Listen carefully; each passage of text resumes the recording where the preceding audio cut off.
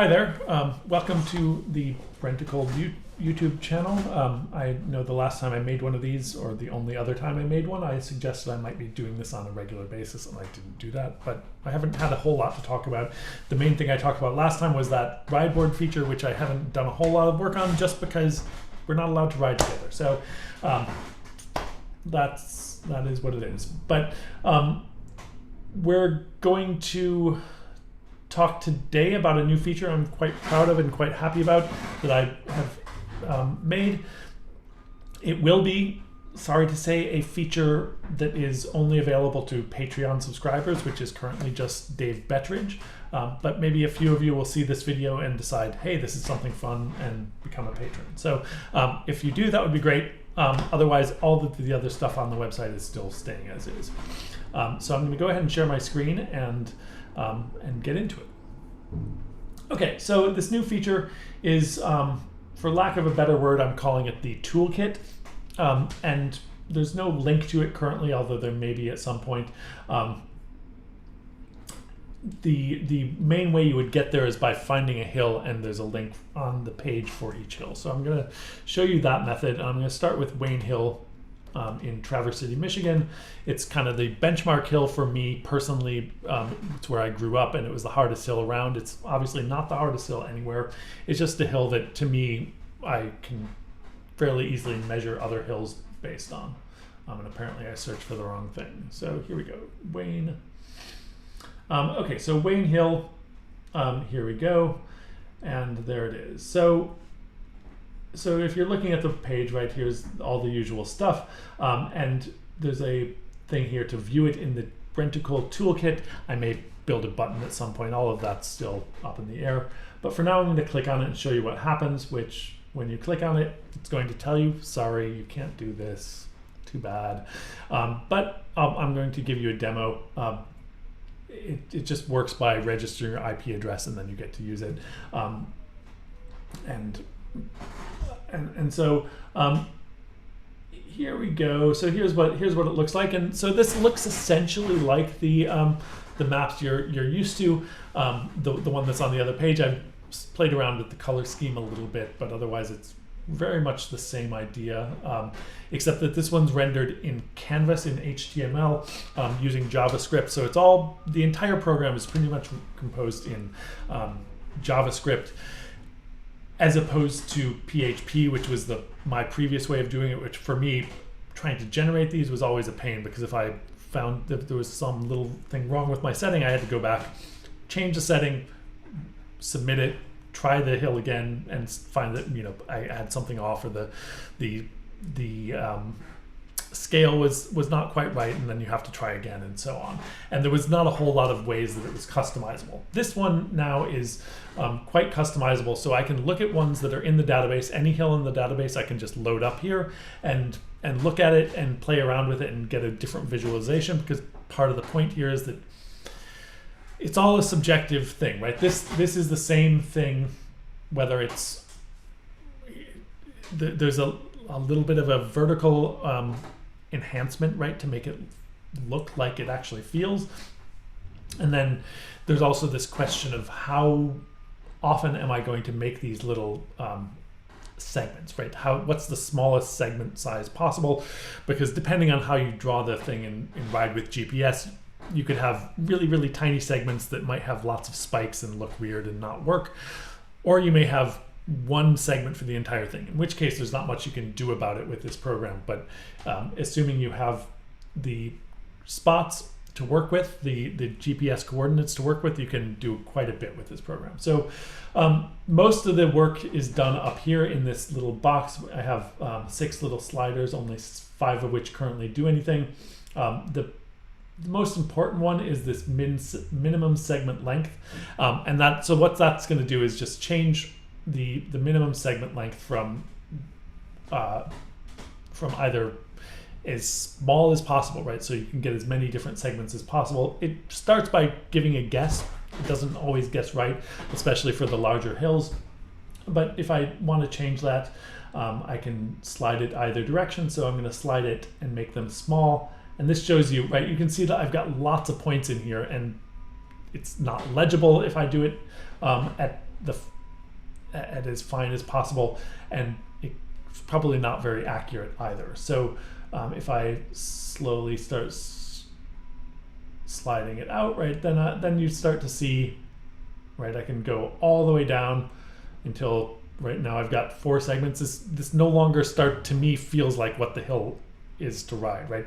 The part of what you do here in trying to play with this is, move it around until you get one that feels like it's the hill that you actually know and love from riding. So, right, so and I can go all the way to the full length of the hill, which in this case is about 1,400 meters.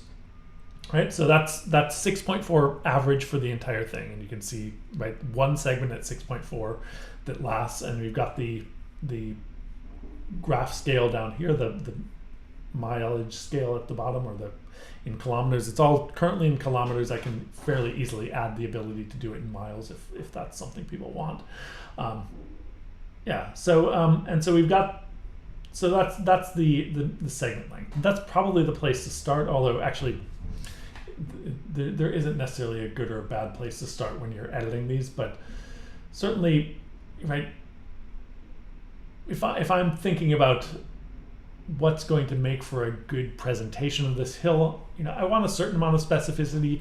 I want this dip here because when you get to a certain point and have a turn halfway up Wayne Hill, it dips, and it even dips just slightly down. So I think that should be included in the thing. You should feel that or see that, right? If I go too far this way, then it like that this no longer looks like the hill to me. So if I back up,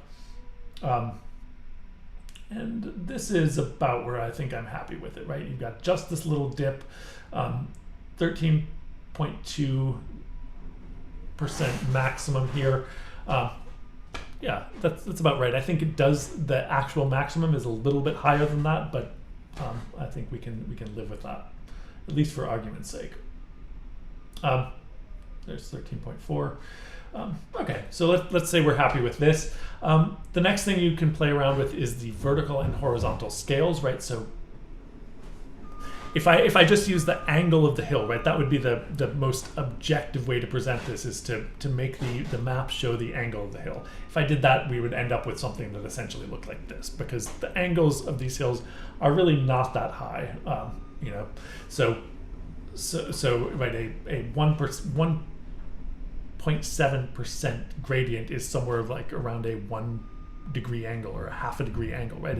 The angle is lower, so that a 100% hill is a 45 degree angle. So it takes a lot before it would actually look like something that we would recognize as what the hill feels like. So so you can go up here, and you notice we can only go so far because it's going to hit the top of the canvas, and that's a bit of a problem here, but I'll get to that in a second. The same is with the horizontal scale, and here if I scrunch it horizontally, then it starts looking steeper, right? This no longer looks like what Wayne Hill feels like to me, right? This looks like a wall. This looks not like, I would say Wayne Hill is quite a bit more gentle, right? So I find it to be somewhere around this range. This looks good to me, but just for argument's sake, I can move it. If this is what the hill felt like, we could do that. And then, or you can, if it's a shorter hill and you want the implication that, right, because right, the canvas size is another issue, and we'll get to that. If you're comparing these or having them side by side, you might have some different considerations as where you want the canvas size. But let's say this is what we wanted, right? This is what we want. Then we're left with this extra canvas over here that we don't really want. Hopefully I don't have an error here, right? And I can just scrunch in the canvas however I want, right? So that now is fine. If on the other hand I said, you know what, this is a big hill, I need a little more room, you can go all the way up to 2400 pixels, right? So the maximum is, I believe, 24 by 1600, right? So now we've got this huge hill with nothing in the middle. But as soon as I make the canvas bigger, I've suddenly freed up a lot of vertical space and horizontal space. So now I can use all of this and let's see, right? And I'm way over the size of my screen that I'm working on, but let me just maximize that out, right? So now I've got a huge version of this, and so if you wanted a higher resolution, or if you want, depending on what you actually wanted to use this for, right, you can make a big version of this, but the bigger canvas sizes are probably more useful for bigger hills. And you'll see that I can, if I do things like now changing the canvas height below where we are, it'll cause some problems, but they're easily fixable, right? So I can squish this up, and then now everything's screwed up, but I can fix that.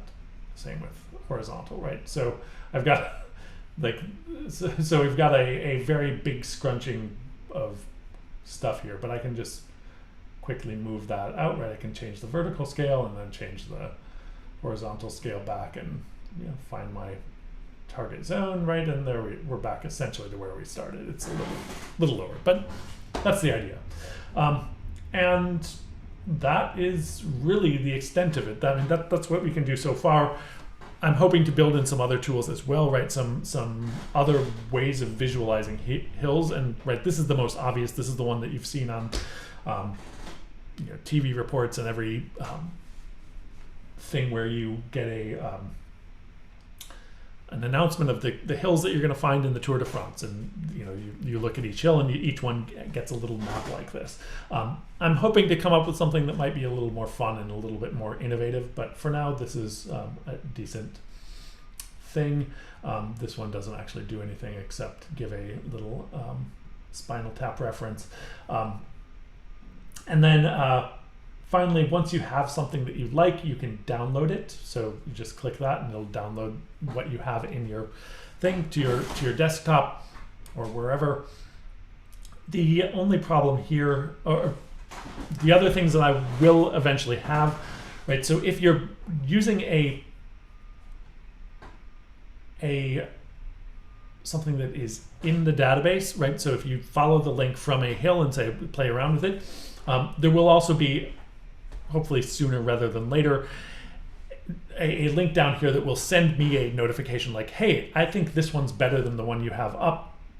Want to think about replacing it? In which case, I'll get a notification, and I will probably say, oh yeah, you're right. And then I can replace it. I'm not going to let users just edit the database willy-nilly, but you can play around with it if you like it, or you think it makes a better hill than what I have, then great. Then you can send that to me. Also, and the other thing that this does, and this is kind of the really exciting one, is right. This is for playing around with and revisualizing things that are already in the database. If you go directly here, you'll notice that if it loads, right, so and I'll probably make this look a little bit prettier, but so if you go directly here instead of coming from the hill page, the hill viewing page, what you see here is two options. You can either select one of the hills in the database, so here they all are, in alphabetical by state and or country, and then by name of the hill. So it's not the most useful way. Probably the easier way to find a specific hill is to find it in the database and click through the way I already showed you, but you can get it from here as well. But the one that's really exciting is that you can add a GPX file, right? So I can find if you want to go to Ride with GPS, it currently only works with Ride with GPS, unless I'm wrong about that, but I don't see how it could possibly work with a different GPX file, because they're not entirely standardized. Whoops.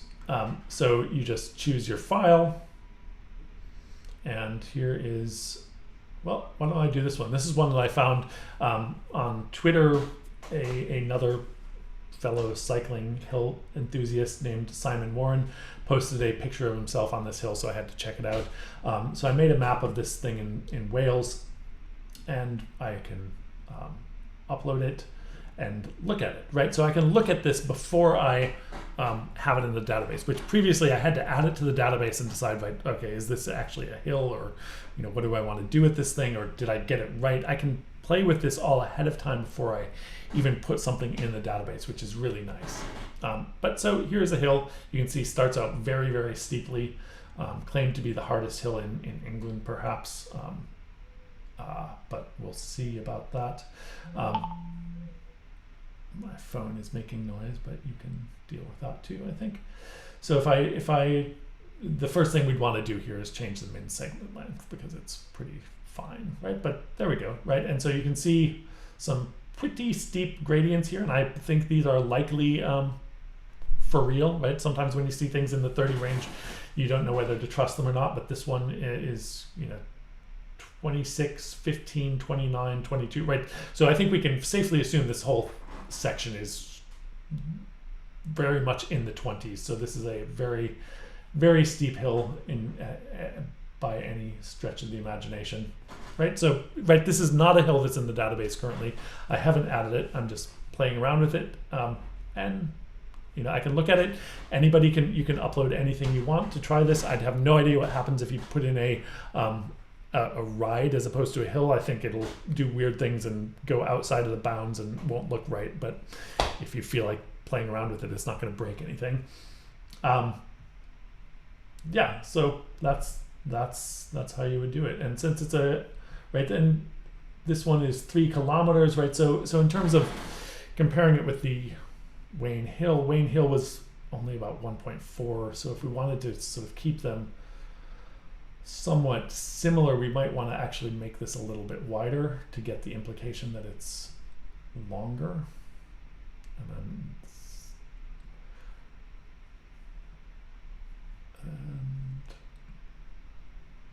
there we go. So yeah, and then I think for 29% gradient, I think that should look a little steeper than it does. So I'm going to also change the vertical scale, which first I have to change the height. And you notice as I move this down, it starts giving me extra room up here, right? So, especially, see, I feel like this looks good because it gives you the sense that you've got a really steep section followed by a fairly long, not so steep section. Okay, so that's the extent of it. I'm going to I promised myself I would try to keep this shorter, and that's really what I wanted to show you. So thanks for tuning in, and see you on BRENTACOL.